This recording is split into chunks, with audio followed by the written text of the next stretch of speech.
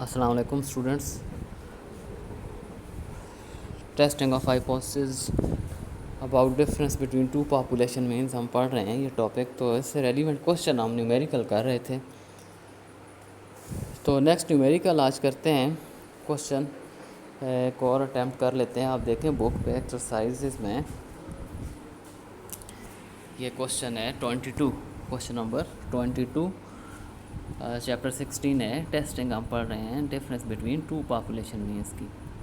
तो इसमें देखें स्टूडेंट्स, स्टेटमेंट है इसकी कि a manufacturer suspects a difference in the quality of the spare parts he receives from two suppliers. He obtains the following data on the service life of random samples of parts from two suppliers. तो ये table दिया हुआ है, इसमें दोनों suppliers की तरफ से जो सैम्पल आए हैं उनका डेटा दिया गया है, सप्लायर ए एंड बी।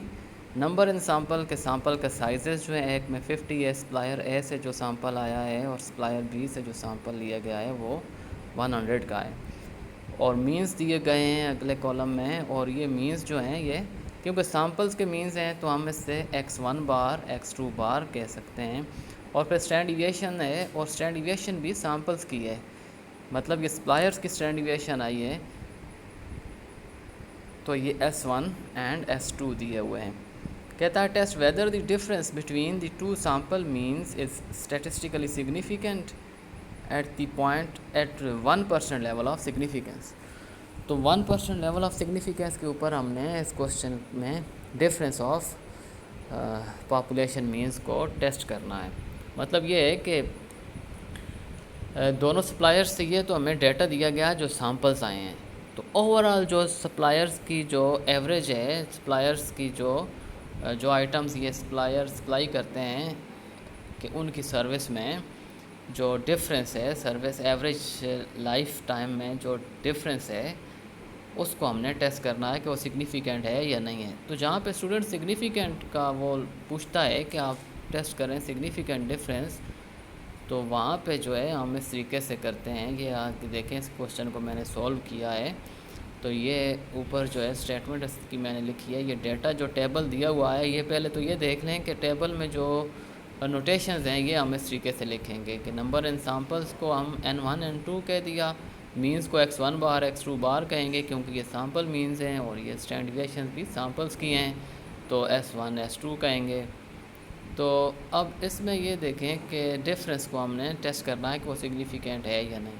तो सिग्निफिकेंट डिफरेंस में आप जो H0 H1 बनाएंगे equal to zero, difference is equal to zero and difference is not equal to zero. H0 H1 ये बनेंगे। सिंपल सी बात है कि डिफरेंस जो है दोनों के मीन्स में वो सिग्निफिकेंट है या सिग्निफिकेंट नहीं है।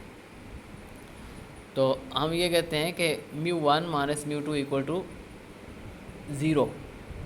ठीक है, कि there is no significant difference between two population means, और इसका अपोजिट कि there is significant difference between population means.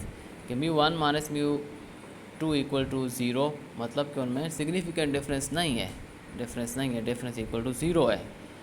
और दूसरा कि इसके अपोजिट कि नहीं, डिफरेंस है, सिग्निफिकेंट डिफरेंस है, there is significant difference, that is कि difference is not equal to zero. तो H0 स्टूडेंट ये बनेगा। फिर उसके बाद जो है हम बनाते हैं सेकंड स्टेप में लिखते हैं लेवल ऑफ सिग्निफिकेंस।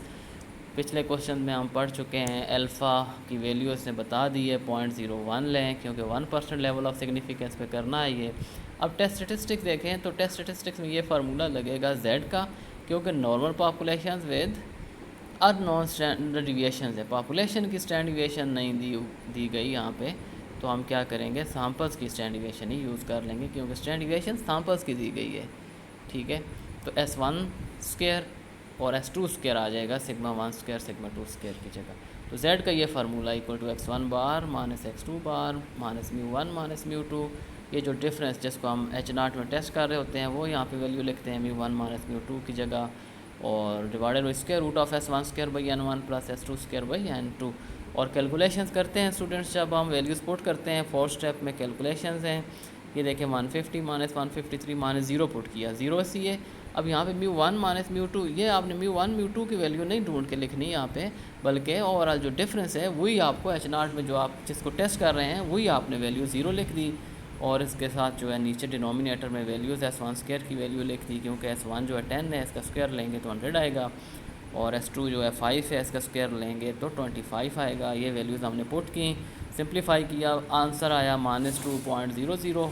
अब -2.00 जो है इसको हम देखेंगे कि इसको हम देख लेते हैं कि अब फिफ्थ स्टेप में क्रिटिकल रीजन है। तो क्रिटिकल रीजन में स्टूडेंट्स देखें कि क्रिटिकल रीजन आपका बनेगा Z कैलकुलेटेड, इस केस में mod of Z calculated greater than equal to Z alpha by 2। क्यों? क्योंकि ये टू टेल्ड टेस्ट है, तो Z का मॉड लेंगे कैलकुलेटेड वैल्यू का greater than equal to Z alpha by 2। तो अल्फ़ा बाई 2.01 को टू टेल्ड में देखें critical values of Z statistic, तो ये 2.58 होता है।